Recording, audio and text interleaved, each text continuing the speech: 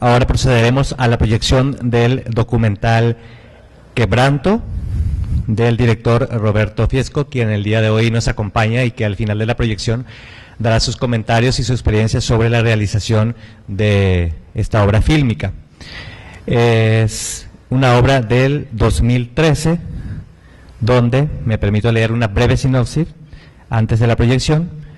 Evoca la memoria y testimonios de dos personajes: Fernando García, conocido como Pinolito durante su desempeño como actor infantil en la década de los 70, y doña Lilia Ortega, su madre, también actriz. Fernando se asumió como travesti hace algunos años y ahora se hace llamar Coral Bonelli. Ambas viven en la colonia Garibaldi, añorando su pasado fílmico, mientras Coral asume con valor su identidad genérica. Ambas continúan actuando. A continuación, la proyección, y luego procedemos a la mesa de presentación y comentarios. Rogamos, por favor, poner en silencio sus celulares. Gracias.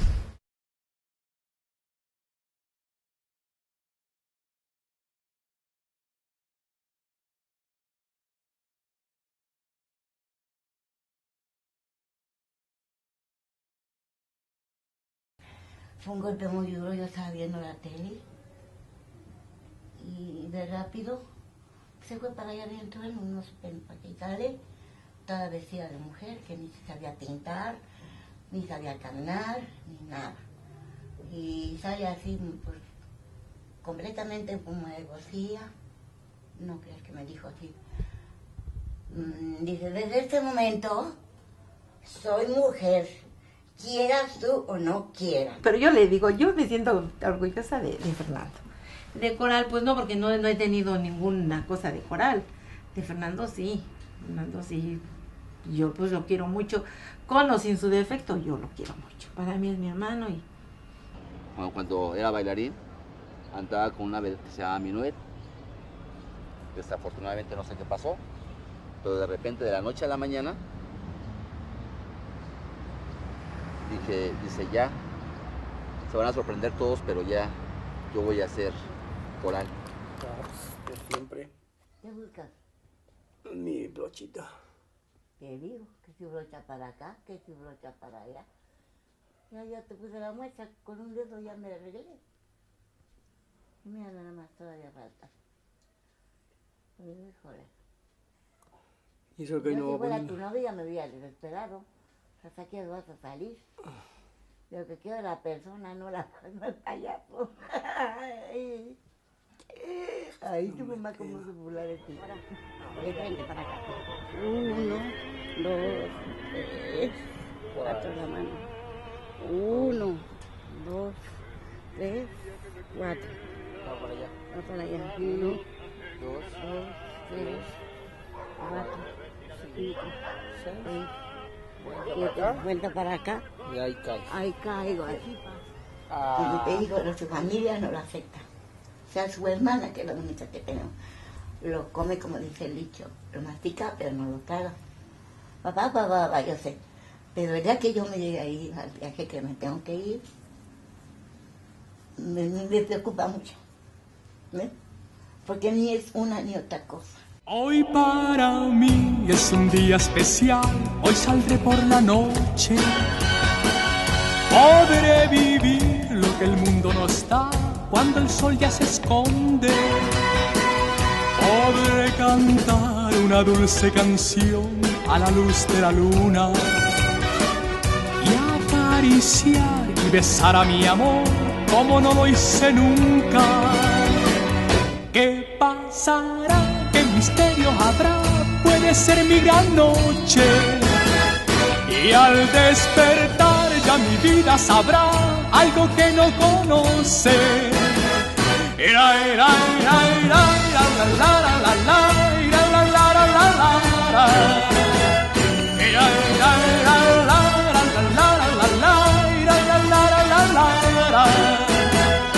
Caminaré abrazado a mi amor por las calles sin rumbo. Descubriré que el amor es mejor cuando todo está oscuro. y sin hablar nuestros pasos irán a buscar otra puerta que se abrirá como mi corazón cuando ella se acerca. Bueno, así de esta manera terminamos la proyección del documental Quebranto y pasamos a la segunda etapa de esta presentación, para lo cual nos acompaña el día de hoy nada más y nada menos que el mismísimo director del documental, el director Roberto Fiesco, quien agradecemos nos acompañe el día de hoy.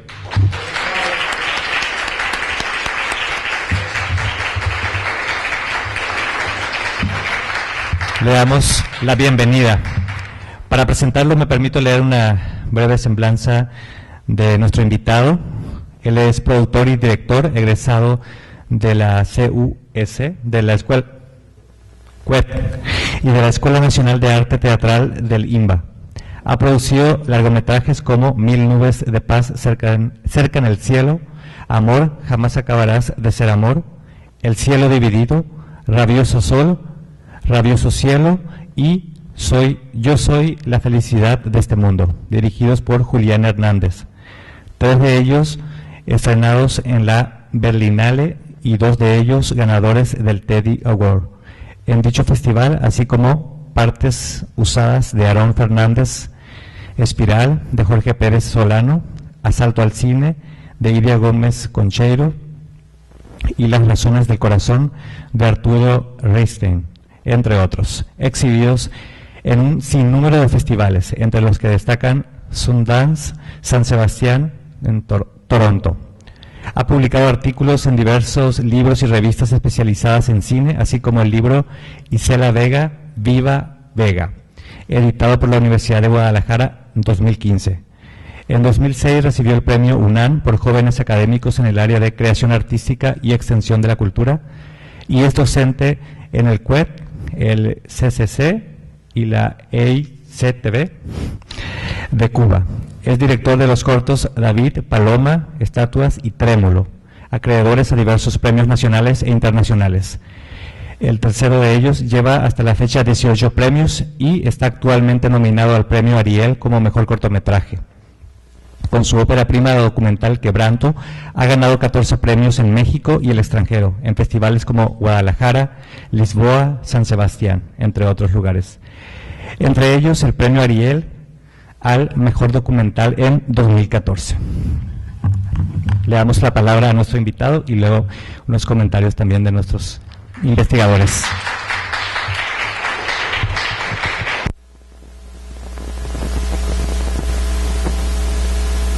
Hola. Pues muchísimas gracias por venir. La verdad es que me siento muy honrado de estar en estas jornadas.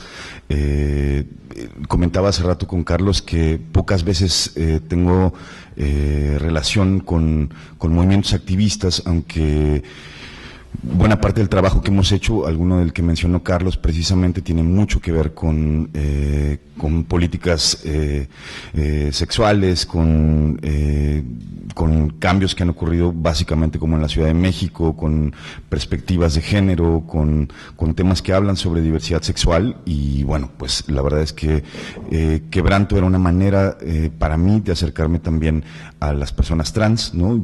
Eran de todo el trabajo que habíamos hecho, que sobre todo tenía que ver con jóvenes homosexuales en el contexto urbano de la Ciudad de México, como la primera vez que nos acercábamos a un personaje trans como equipo de trabajo, y yo tenía una enorme curiosidad sobre la vida de Coral y su mamá, y tenía una enorme curiosidad también como acerca de esta historia que va recorriendo también como el mundo del cine o la historia del cine en México de los años 70 a la actualidad, y esta transformación genérica que me parecía muy importante y enormemente trascendental, como un giro absoluto en la vida de alguien y cómo poder vivir de esa manera contra todo y contra todos, ¿no? En realidad me parece que es una gran decisión de vida, enormemente valiente, y eso me parecía muy admirable al momento de abordar como este retrato de ellas. Y básicamente, no sé, me siento muy nervioso, nunca me siento tan nervioso. No sé si alguien quiere preguntar algo, o no sé.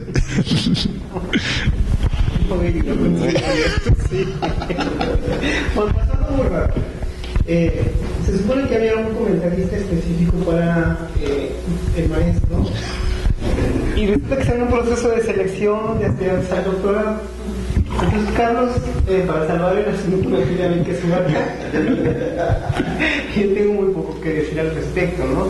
Porque entonces, además, pues, el señor es el que cuenta. Y yo le digo a Adolfo, oye, ¿por qué no subes y comentas un poco? Y me dice, no, él se va a estar solo. Pero sí hay algunas cosas muy interesantes que me parece que, bueno, hay muchas cosas maravillosas que plantea la película. Y bueno, me voy a tomar, por favor. Que tiene que ver con la mesa anterior. Mucho tiene que ver con la mesa anterior que le estuvo acá, con lo que se discutía y se planteaba. Está grabado.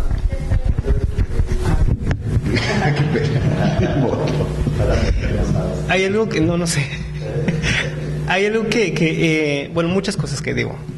Puede plantear la película que sí tiene que ver con lo que ustedes decían hace rato, y que creo que una discusión más o menos ausente no solamente en la mesa, sino ausente porque se ha estado olvidando.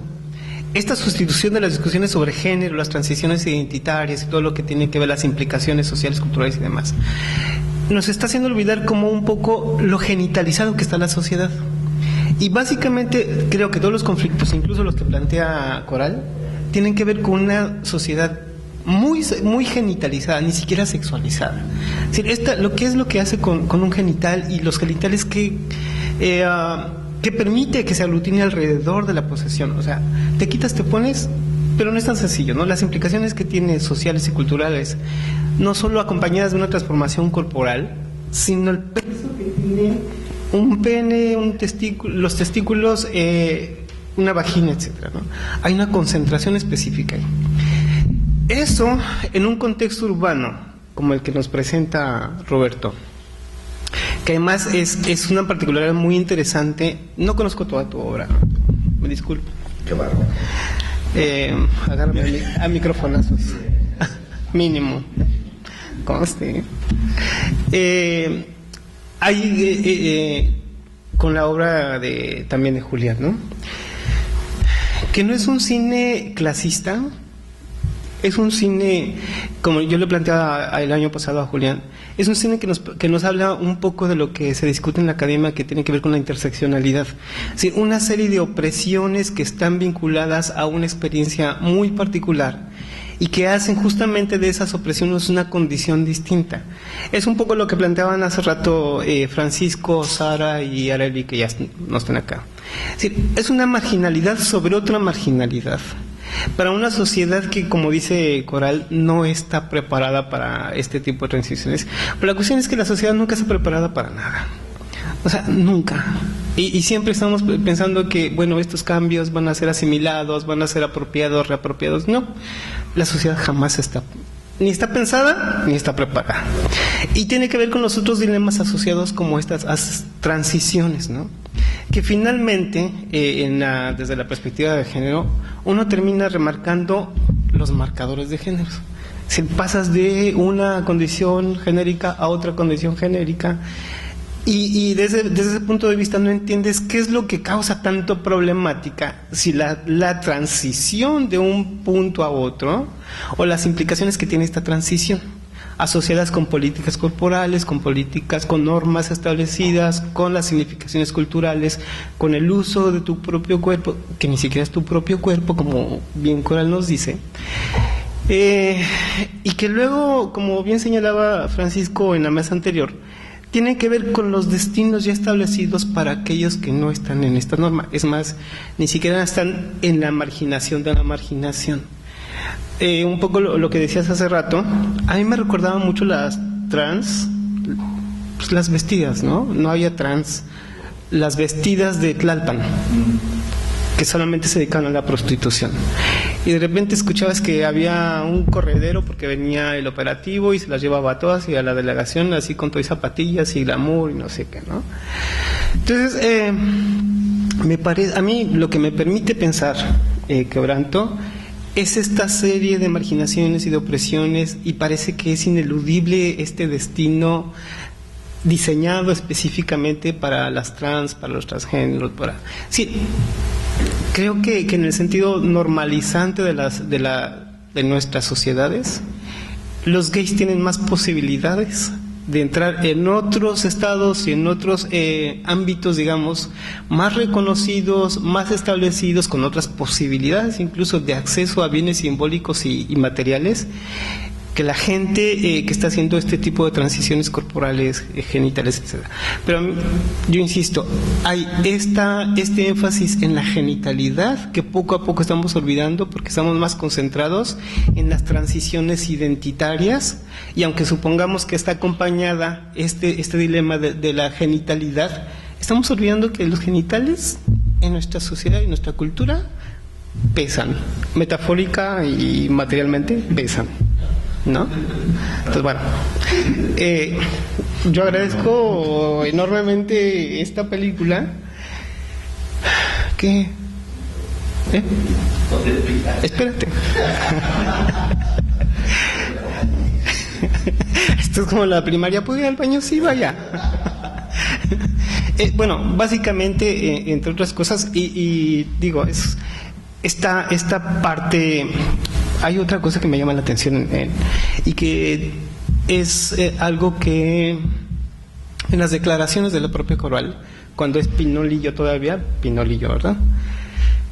Y cuando dice, bueno, el director lo que me dice es que pues yo tengo que actuar de verdad, ¿no? Y cuando dice de verdad es que me tengo que dejar golpear y tal. Y entonces hay una colaboración interesantísima del... Visto así no es una actuación, ¿no? Visto así es una reproducción material y simbólica de lo que sea, de la violencia, de la pobreza, etcétera. Y en ese sentido lo que me permite a mí ver la película es una reproducción de las propias condiciones simbolizadas en las que finalmente Pinolillo termina, ¿no? Es como, no sé si sea irónico, pero hay una relación muy interesante en ese sentido, que tiene que ver justamente con la transición de la propia Coral, ¿no? Es decir, que es como decían también hace rato, como el destino, el fin último de todos aquellos que se atreven a desafiar un sistema patriarcal, misógino, pero insisto, genital, básicamente, ¿no? Ahora sí puedo ir al baño. Gracias. Bueno, pues felicitarte, Roberto, por mira que te encuentro hasta acá, ¿no? Haberte buscado en la Ciudad de México, no haberte encontrado, y lo bueno que te encuentro en Mexicali. Felicitarte porque creo que a mí me parece muy interesante, desde la primera vez que lo vi. Esta es la cuarta vez que veo. Wow. Entonces, y como en las buenas películas, en las buenas obras, uno le encuentra siempre nuevos detalles en cada vista, ¿no? Ahí a mí me parece sensacional esta parte metafórica de la transición de la Ciudad de México, que va acompañada del relato de transición de Coral, ¿no? Y sobre todo del centro histórico, este centro histórico que dañado, herido por el terremoto, que costó mucho trabajo, ha costado mucho trabajo recuperar, y que no termina tampoco de estructurarse con algún, digamos, no termina de adquirir su identidad, ¿no? Y de repente creo que pasa un poco eso con Coral, pues, ¿no? Que hay una añoranza que duele mucho, ¿no? Sobre todo que creo que tiene que ver con pues algo que nunca se pudo lograr, pareciera ser, ser un gran actor o una gran actriz, ¿no? Tener un reconocimiento público, no tener que pasar miserias, y ahí está, ¿no? Vivir en esta zona decadente, pero que sigue siendo comunitaria en muchos aspectos, que sigue protegiendo, ¿no? Y fortaleciendo el tejido de la gente, como que, y sin idealizarlo, por ejemplo, ¿no? Sin construir esta comunidad mítica, bonita, aséptica, ¿no? Fantasiosa, que pues no sé dónde exista, pues, pero por lo menos en este contexto no existe. Y ahora me fijé más, por ejemplo, en el caso de la mamá, ¿no? Hoy puse más atención en la relevancia de la madre. de esta madre que sanciona, regaña, confronta, pero que acompaña. Y en esta difícil vinculación que muchos y muchas tenemos con las madres, ¿no? Y que obviamente le encuentro sentido al título de Quebranto, ¿no? Esta parte que se quiebra y que se tiene que reconstruir. De alguna forma se tiene que reconstruir. Y que tal vez hay una posibilidad de hacerlo. Va a ser tal vez muy dolorosa, pero existen elementos para encontrar un nuevo camino. Y yo creo que ahí... por ejemplo, ahora a mí la parte de lo trans, ¿no? Me resulta un poco a veces hasta medio secundario, ¿no? Digamos, sí, pasa esto, pero hay algún trasfondo mucho más fuerte, ¿no? Y creo que eso para mí representa el mejor logro de la película, que no se queda, como en muchos documentales, ¿no? Centrado en el personaje, ¿no? y en el proceso del personaje, sino que abarca otros procesos y hace precisamente lo que diríamos en la academia un trabajo más interseccional, ¿no? Confrontar varias cosas, el contexto, el ambiente mismo, las aspiraciones, el deseo, la vinculación madre-hija, madre-hijo, ¿no? Y bueno, en esta semana, por alguna razón, vi tu cortometraje de David. Okay. Sí, y qué hermoso está también. Que se lo hubieras aprovechado para exhibirlo aquí. Y que me hizo recordar precisamente cómo en este cortometraje vuelves otra vez a poner al centro histórico, ¿no? Como el escenario principal, y en esta vinculación de dos seres que diríamos marginados, ¿no? Pero que en la proyección que tú haces tienen una relevancia muy significativa y que podemos identificarnos varios de nosotros en ese proceso de vida. Un chavito sordomudo, ¿no? Homosexual, y un señor que diríamos allá, ¿no? Hombre que tiene sexo con otro hombre, un HSH, ¿no? Y que tiene un episodio erótico de amor muy, muy significativo, muy entrañable, y que nos permite ver una cara distinta de las relaciones homoeróticas, ¿no? Muchas gracias por eso y pues te felicito nuevamente. Muchas gracias. Pues me da mucho gusto que te hayas fijado como en otras cosas que son esas cosas de las que casi nunca como que nadie comenta ni nada por el estilo y que tienen mucho que ver con el espacio, ¿no? Para mí, uno de los factores que quizás me resultaban más atractivos de esta historia tenían que ver justamente con eso. Mis padres viven detrás de Catedral en la Ciudad de México, ¿no? O sea, exactamente en el Zócalo. Y ahí vivieron mis abuelos desde 1944. Entonces, digamos que todo el primer cuadro de la ciudad, que era el lugar a donde yo iba de vacaciones cuando vivía en Tampico, y conviví muchísimo como en esa zona, y esa era como la zona en la que yo primero conocí la Ciudad de México o viviendo en provincia, ¿no?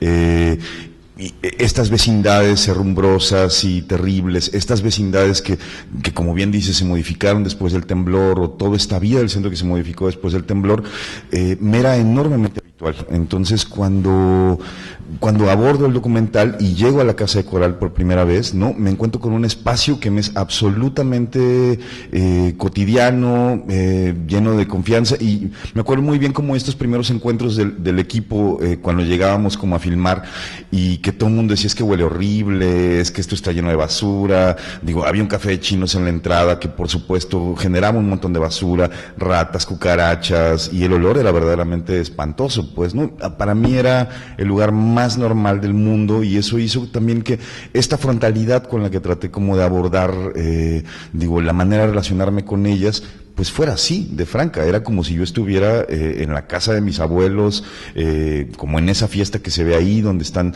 todos un poco ahí los vecinos y la gente como de la vecindad. Me era como completamente normal. Entonces, creo que eso tuvo mucho que ver también como con la mirada, con la manera de abordar la película. Y la relación madre, hija, hijo, ¿no? O sea, yo decía al principio, bueno, esto tenía que ver con el mundo del cine, tenía que ver con la transformación genérica del personaje y tal. Cuando acabé la película me di cuenta de que en realidad lo que quería contar era esa historia, ¿no? Digo, que era mi historia con mi madre también, ¿no? Digo, como bien dices, es esta relación conflictiva que puedes tener con tus padres, pero que es una relación que finalmente es profundamente amorosa, ¿no? Es la misma relación que Coral tenía con su madre, y que era ella, doña Lili, era una mujer súper demandante, como muy regañona, muy potente, llena de vida y tal, ¿no? Contra una Coral que si quitamos a la madre, pues, ¿no? Acaba siendo finalmente como apagada, como una mujer, pues, un poco con demasiado control, por lo menos, pues, ¿no? Y al estar juntas, pues, ¿no? Generaban, sobre todo la madre tenía una potencia tremenda, e incluso cuando estábamos editando la película, recuerdo que hubo un momento en que decidimos que la madre era un personaje demasiado fuerte y lo empezamos a cortar, ¿no? A cortar, e hicimos una versión como donde la madre aparecía solo en las secuencias que tenía que aparecer, y nos dimos cuenta de que algo faltaba en la película, ¿no? O sea, que evidentemente había una chispa de vida que ella tenía que pues era necesaria, y al final la historia era la historia de las dos, ¿no? Era una historia que no se podía contar la una sin la otra. Cuando doña Lila falleció el año pasado, ¿no? Que se murió a principios de 2015, fue muy duro porque justo el documental lo planteaba, o sea, ¿qué va a pasar en el momento en que la madre se muera? ¿No? Coral lo dice, la propia madre lo dice, y bueno, sí fueron meses como muy difíciles para Coral, y bueno, ahora está mucho mejor y como que ha asumido mucho más, la vida, tiene una academia de danza que lleva el nombre de la madre, entonces como que hay una relación que, bueno, será permanente como todas nuestras relaciones con nuestras madres, pero que, bueno, ha podido avanzar. Qué bien que hables de esos temas, la verdad es que sí, son como cosas que a mí que emocionalmente me eran como muy duras a la vez y muy cercanas, pues, ¿no? Estrellita. Palomita. Como siempre. Sí, hola, buenas noches, me uno a la felicitación. De repente uno ve el trabajo del cineasta o del artista y no sabe quién es, ¿verdad? Eso me pasa contigo, perdón. La verdad que estuvimos comiendo juntos y te hubiera llenado de preguntas, yo creo. Una película que yo vi y me impactó mucho fue 100 nubes de paz cerca del cielo, como en el 2002. Más o menos, 2003. Ajá. Me sorprendió mucho porque yo estaba saliendo del closet en ese momento. Y noto, ya después con las siguientes, que vi contigo y con este documental maravilloso también, que me encantó, la nostalgia del personaje, el grito desesperado del personaje que está así a punto de estallar, y platicando a mí me ha gustado mucho el trabajo, pero platicando con otras personas que a lo mejor no están dentro de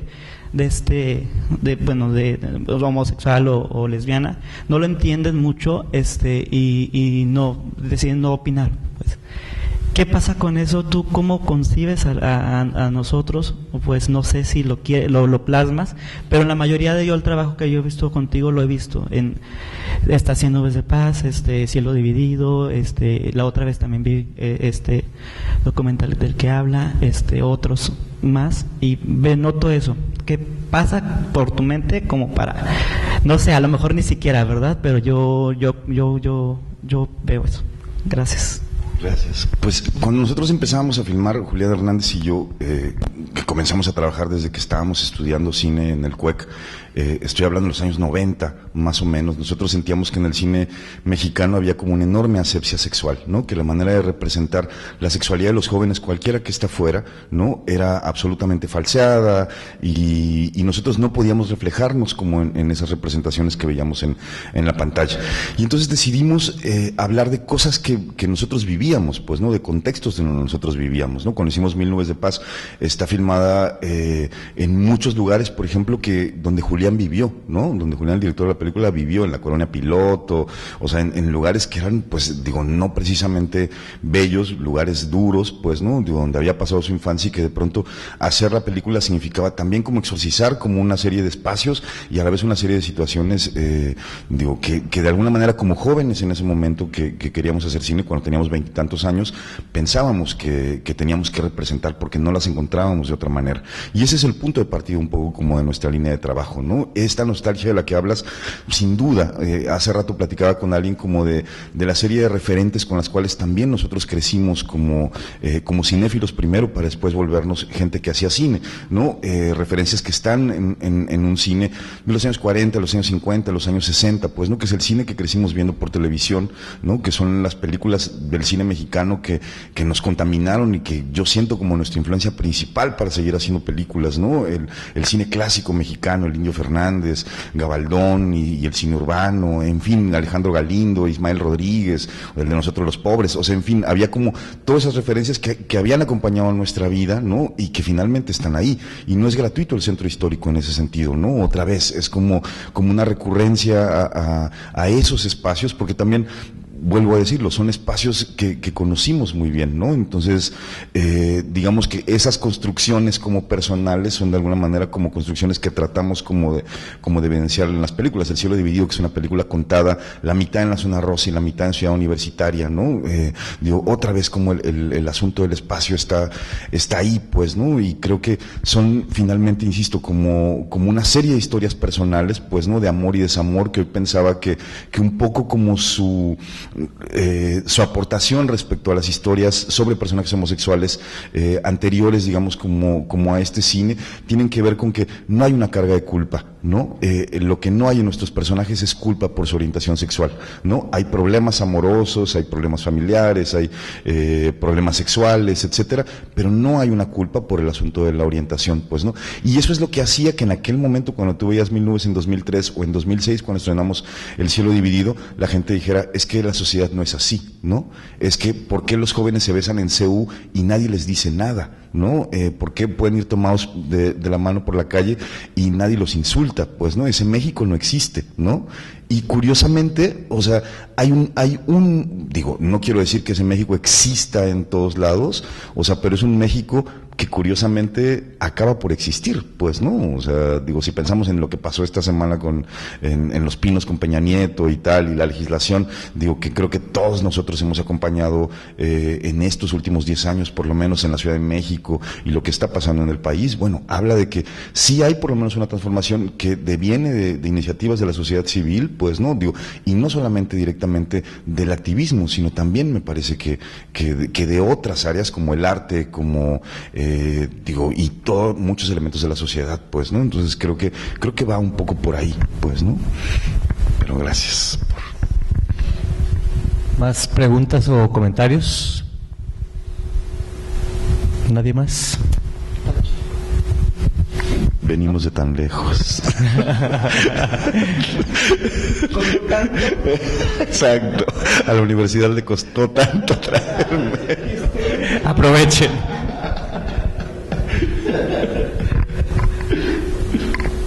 ¿Nadie se anima?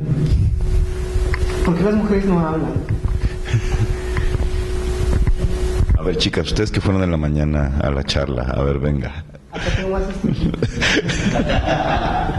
Y bajan la cabeza, no la bajen. No. Sí. Igual, ¿tú qué quisieras decir al trabajar, al venir con una organización diferente, como lo dijiste hace rato?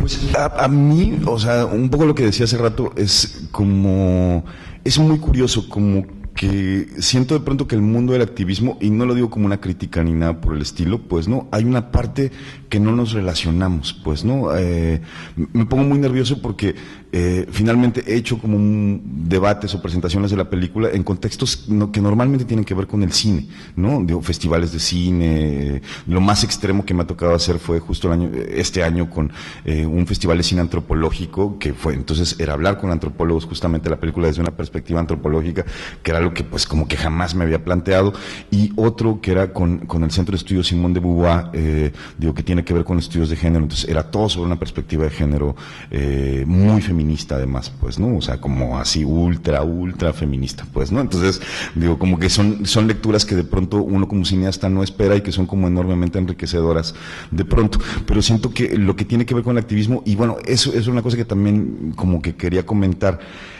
normalmente ha sido muy complicado, por ejemplo, que nuestras películas gusten a la comunidad LGBT, ¿no? Pero muy complicado, pues, ¿no? O sea, es como, yo me acuerdo cuando presentábamos en la UNAM Mil Nubes o cosas así, y chavos gays nos decían, es que los gays no somos así, ¿no? Y yo decía, ¿cómo que no somos así? O sea, creo que hay muchas maneras de serlo, no solamente una manera, pues, ¿no? Y es que decía, es que no somos tan feos como esos, es que no somos morenos como esos. Y yo decía, ¿de verdad? O sea, ¿en serio? ¿En qué país vivo? Creo que estoy en Checoslovaquia y no me di cuenta, pues, ¿no? Digo, entonces había una serie de cuestionamientos y como de estereotipos de representación, pues, ¿no? O sea, me acuerdo muy bien como de que la gente esperaba ver Blue Boys y como jóvenes guapísimos como de gimnasio y tal, y un poco también lo que queríamos romper era como con la idea de hay una estereotipia sobre la homosexualidad, pues, ¿no? En particular en ese momento, pues, ¿no? Y creo que con Quebranto pasaba un poco lo mismo, pues, ¿no? Hay una estereotipia también de pronto de ser trans, ¿no? De bueno, tenerte que operar, tener un nariz perfecto, unos pómulos increíbles, unos celos fantásticos, unas nalgas preciosas y tal, pues, ¿no? O sea, y de pronto uno ve a Coral y dices, bueno, no es tampoco esa estereotipia de belleza, pues, ¿no? Digo, no sé si podría serlo, pues, ¿no? O sea, yo creo que su propia complexión física, esto que hablaba justamente respecto a la idea de la apariencia y a la idea de lo que representa como la transformación corporal, pues, ¿no? O sea, digo, creo que también nos cuestiona de alguna manera como eso. Y un poco lo que creo que ha pasado con Quebranto es que es una película que funciona, o que me he dado cuenta que funciona de pronto muy bien como en contextos como heterosexuales, pues, ¿no? O sea, es muy extraño, ¿no? O sea, una de las funciones que más recuerdo es una función en Puebla, que bueno, espero que no haya nadie aquí de Puebla, pero que es un lugar súper conservador y tal, y de pronto era una función llena de mamás, papás, abuelitos, niños, adolescentes, bla, bla, porque era un domingo en la universidad, no sé qué, como que llegó todo el mundo y entrada libre y tal, y de pronto, digo, se quedaron una hora, un debate, pues, ¿no? Y estaba Coral y su mamá ahí ese día, y yo sentía como el público empezaba a bajar de las butacas hasta que llegó a tocarlas, pues, ¿no? Y era la primera vez probablemente que habían visto una película que hablaba sobre una persona trans y que estaban cerca de una persona trans que les parecía, pues, como normal. No me gusta la palabra normal, pero es como la manera más sencilla como de decirlo. Y entonces, eso me parece como muy interesante, pues, ¿no? Mientras que con la comunidad LGBT es súper complicado. O sea, hay sí como una serie de demandas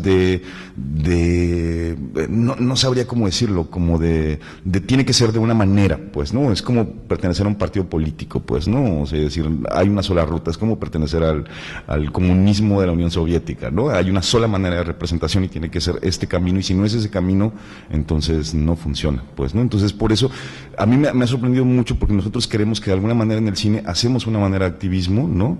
Y que, sin embargo, los activistas jamás se han acercado con para decirnos, oye, ¿nos dejas presentarla en los martes del taller? ¿O nos dejas presentarla en algún sitio? O sea, que tenga que ver justamente directamente con la comunidad. No ha ocurrido. En festivales, sí, pero en festivales en México hay dos de cine LGBTI, ¿no? Entonces...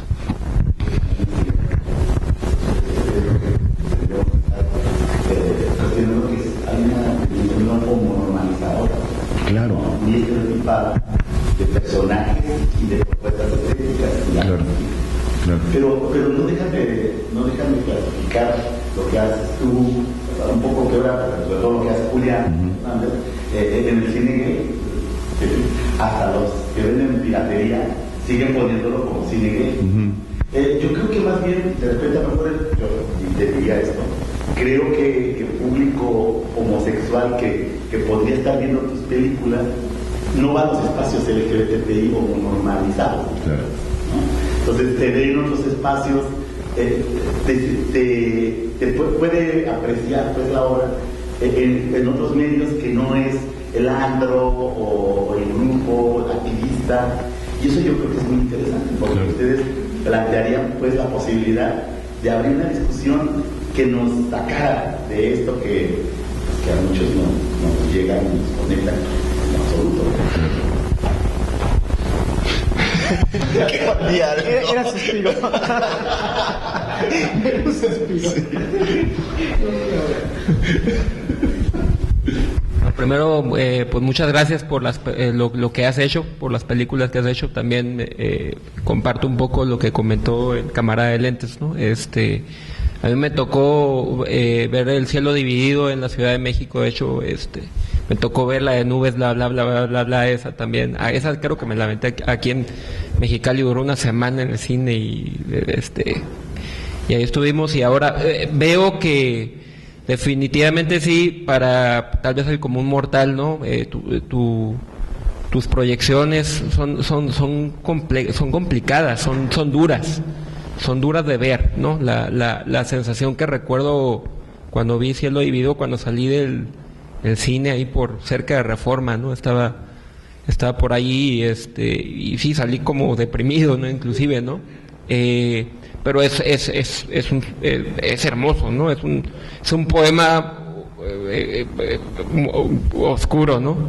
¿Qué proyectos tienes a futuro?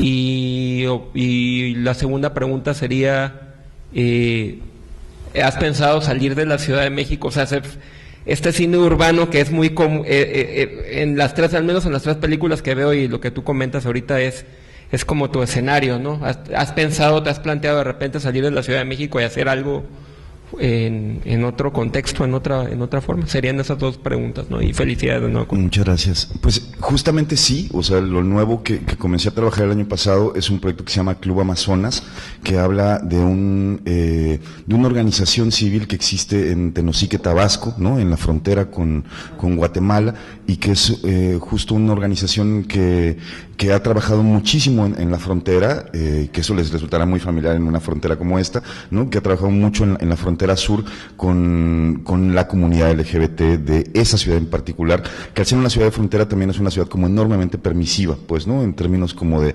orientaciones sexuales, como que hay un montón de gente trans o enormemente amanerada por las calles y como que a nadie le importa, también porque hay un carnaval ahí, lo cual hace que todo también sea como muy permisivo, y al ser una ciudad de paso, sobre todo de hondureños, es su entrada como a la Ciudad de México, el lugar donde tomaban la Bestia, que bueno, ya no lo toman, pero es el lugar donde tomaban el tren, justamente, digamos que es una organización que ha trabajado muchísimo en prevención de VIH, salud reproductiva, etcétera, y ha sensibilizado muchísimo como a la población local, y lo que hice fue comenzar a hacer un retrato de dos personas trans que vienen de Honduras, justamente de San Pedro Sula, que es la ciudad más violenta del mundo, ¿no? Así está en las estadísticas, y ellas dos eran trabajadoras sexuales en Honduras y deciden migrar a México justo porque comienzan a matar a sus compañeras, entonces vienen a México también buscando como un futuro mejor. Entonces yo las comencé a retratar en Tenosique, justamente, conjuntamente como con el trabajo que hace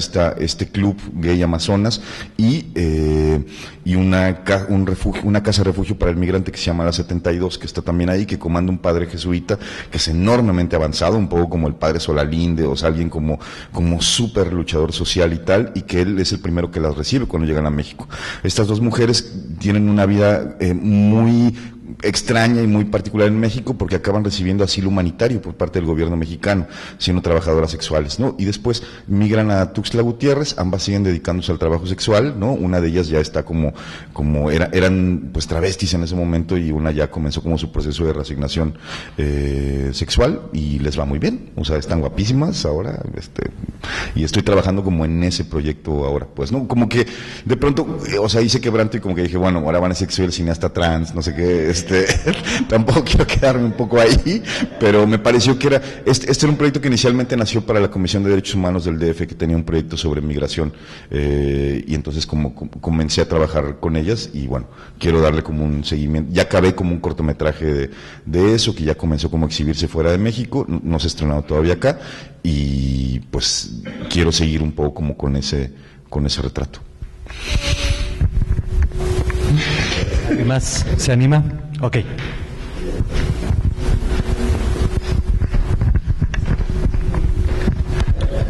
Buenas tardes. Bueno, en primer lugar te quería felicitar.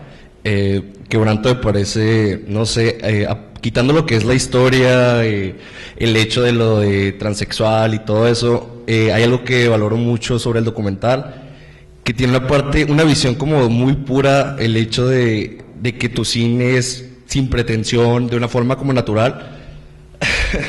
de que se ve que no lo haces como en el afán de pues por el dinero o creer de que, ay, quiero ser famoso, no sé. Esa parte, no sé, valoro mucho de las personas y como hace rato te dije, no sé, te me haces como serías como un artista, no sé, es lo que me llena, no sé, desde un cantante hasta un pintor, o sea, que haga su trabajo por arte y no por el hecho de con un afán de dinero y todo eso, no sé, valoro mucho lo que es, como vi hace como una semana Trémulo, y me pareció, no sé, muy interesante. Hubo tomas que dije, no sé, plasmas las cosas de una forma muy, no sé, muy diferente, muy patriótica, no sé, o sea, la línea que lleva se me hace como muy, muy interesante. Y eso, no sé, siento que hace como grande las cosas que haces. Y está muy padre. Y gracias por estar aquí. Muchas gracias. O sea, pienso en esto que dices de patriótico y sí creo que una de las cosas que nos cuestionábamos también cuando éramos estudiantes, igual esto no tiene nada que ver, pero era como, ¿por qué las imágenes del cine mexicano no parecen tener una identidad? ¿No? Es decir, ¿por qué cuando vemos una película mexicana no parece o tratamos de parecernos como a otros contextos? Y eso es algo que nos obsesionaba mucho desde que estudiábamos, y creo que es algo que hemos tratado como para nosotros mismos de pensar, pues, ¿no? O sea, quisiera que alguien que de pronto viera un fotograma de Quebranto dijera, eso es una película mexicana, ¿no? O de cualquier corto que hago, pues, ¿no? Y que tiene que ver con todos los elementos de ese cuadro, pues, ¿no? De lo que vieras en ese momento o de esa escena. Entonces sí es algo que también va un poco en contra como de esta idea de normalización del cine, de estandarización como de las imágenes cinematográficas, pues, ¿no? O sea, que queremos además que parezcan todo como cine gringo y que la fotografía parezca como de cine gringo y tal, ¿no? Y que yo pienso exactamente lo contrario, pues, ¿no? O sea, que justo como en una visión como absolutamente local y particular y de un universo y de un contexto como muy determinado, digo, eso acabe resultando pues como universal, pues, ¿no? Y es un poco lo que creo que ya viviéndolo después como de 2 años y medio de recorrido con Quebranto, pasaba cuando se exhibía fuera de México, ¿no? O sea, si la pasaba en Bélgica o en Londres o algo así, a la gente lo que le atraía es que era Garibaldi, ¿no? O sea, un lugar en la Ciudad de México que les parecía absolutamente desquiciado y tal, pero que solo podía ocurrir en México, ¿no?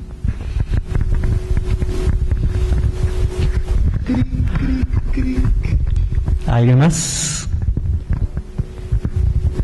¿Saben que es la primera vez que no me preguntan cómo nació el documental y se los agradezco tanto? Es la primera vez en mi vida.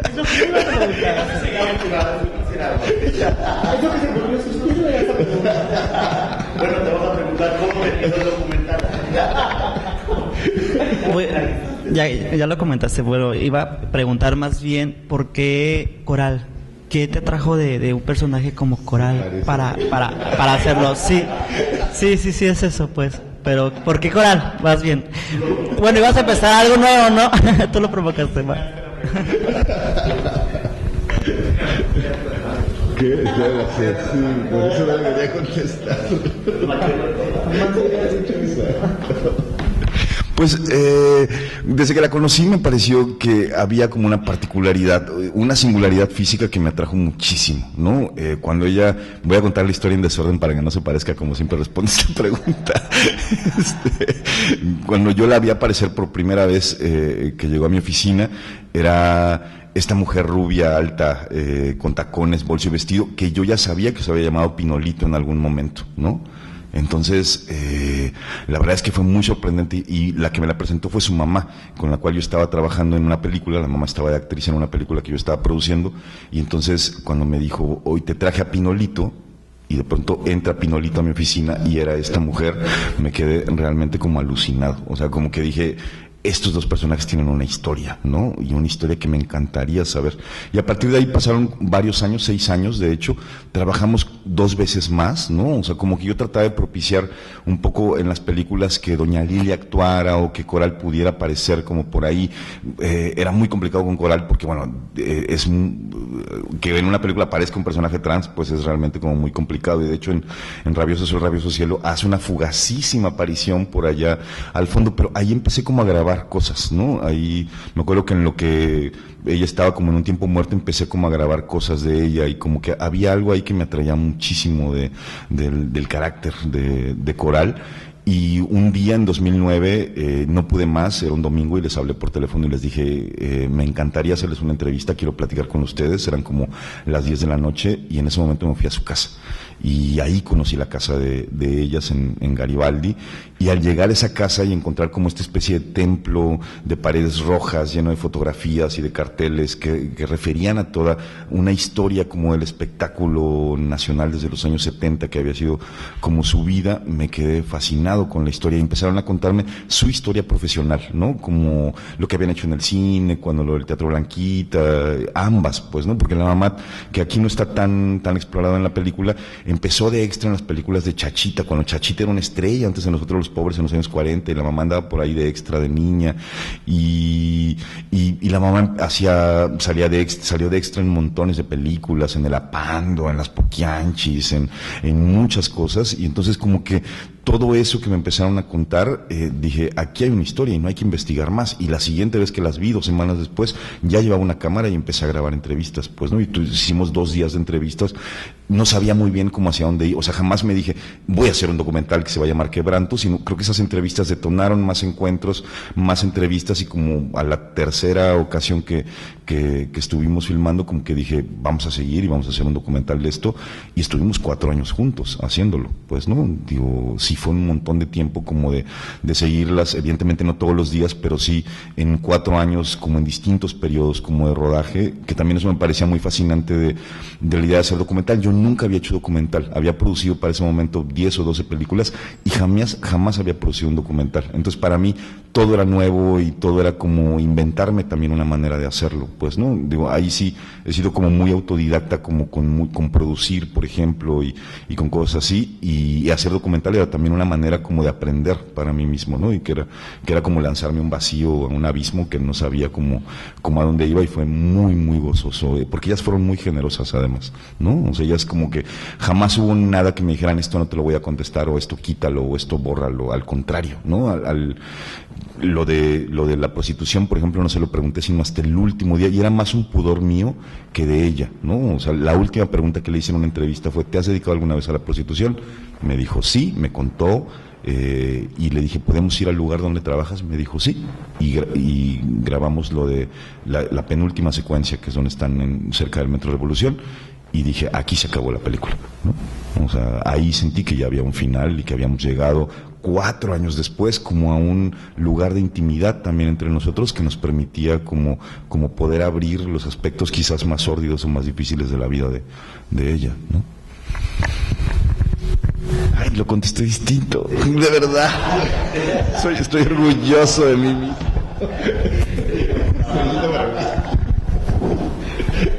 Vamos a hacer un documental.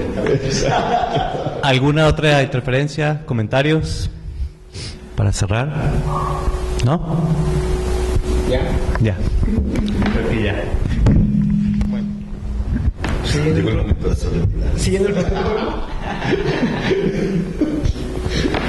Bueno, voy a entregar constancia al maestro. Y pues aquí como es tradición leer las constancias. Y dice, la Universidad Autónoma de Baja California, a través del Instituto de Investigaciones Culturales Museo, entrega la presente constancia a Roberto Fiesco por haber realizado la presentación del documental Quebranto en el marco de la 5ª Jornada Cultural de Lucha contra la Homofobia, Lesbofobia, Transfobia y cualquier forma de violencia hacia las sexualidades y géneros no heterosexuales, el día 19 de mayo en las instalaciones del IG Museo UABC, Mexicali, Baja California, a 17 de mayo del 2016, y como emulando a Paula hace rato, por la realización plena. Firma el doctor Cristian Alonso Fernández Huerta, director del IG Museo. Muchas gracias.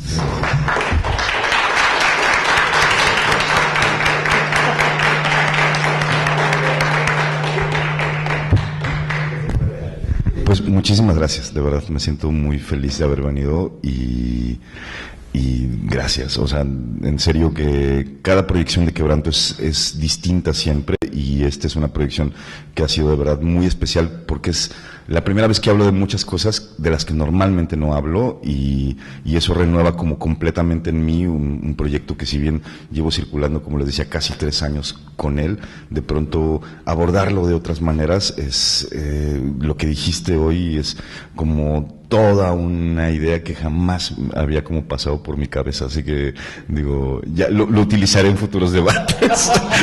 Muchísimas gracias. Bueno, ahora dinos cómo comenzó el documental.